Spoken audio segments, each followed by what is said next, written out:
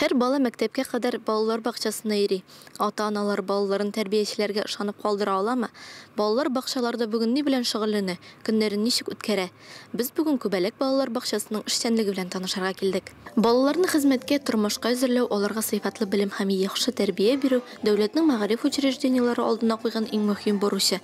Күбәләк балалар бакчасы хезмәткәрләре дә яшь буынны тәрбияләүдә яңа чаралар, белем бирүнең нәтиҗәле алымнарын эзли, тормышка ашыра.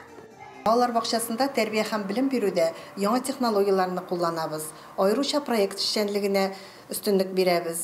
Бүген әтиәниләргә шул юнәлештә балаларның чыгышларын тәкъдим итәбез. Күбәләк балалар бакчасында туган ягым Татарстан, яхшы гадәтләр һәм игелек дөньясы, әти-әниемнең һөнәре кебек проектлар эшли. Әлеге проектлар кысаларында тәрбияләнүчеләр туган як тарихы белән таныша, татар, рус һәм инглиз телләрендә сөйләм техникасын үзләштерә, әдәп-әхлакка өйрәнә. Тагын бер дәвамлы проект Тукай безнең күңелләрдә дип атала.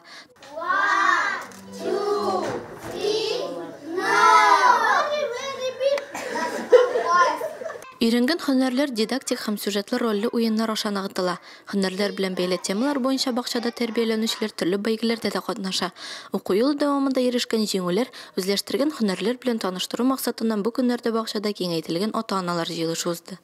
Бүген бакчабызда әти-әниләр белән гомуми җыелыш үткәрдек. Еллык эшебезгә нәтиҗә ясадык. Һәм инде җәйге сәламәтләндерү чорына әти-әниләрне план белән таныштырдык һәм куркынычсызлык кагыйдәләрен тагын бер кат искә төшереп үттек. Әлеге балалар бакчасында 132 балага 14 педагог белем һәм тәрбия бирә. Алар үз осталыкларын, профессиональ үсеш дәрәҗәләрен төрле бәйгеләрдә катнашып дәлилләп тора. Ел дәврендә тәрбиячеләр дә, балалар да бакча тормышында бик актив катнашты. Рамиля Сәләмова, Динар Нуруддинов, Муслим телевидениесе.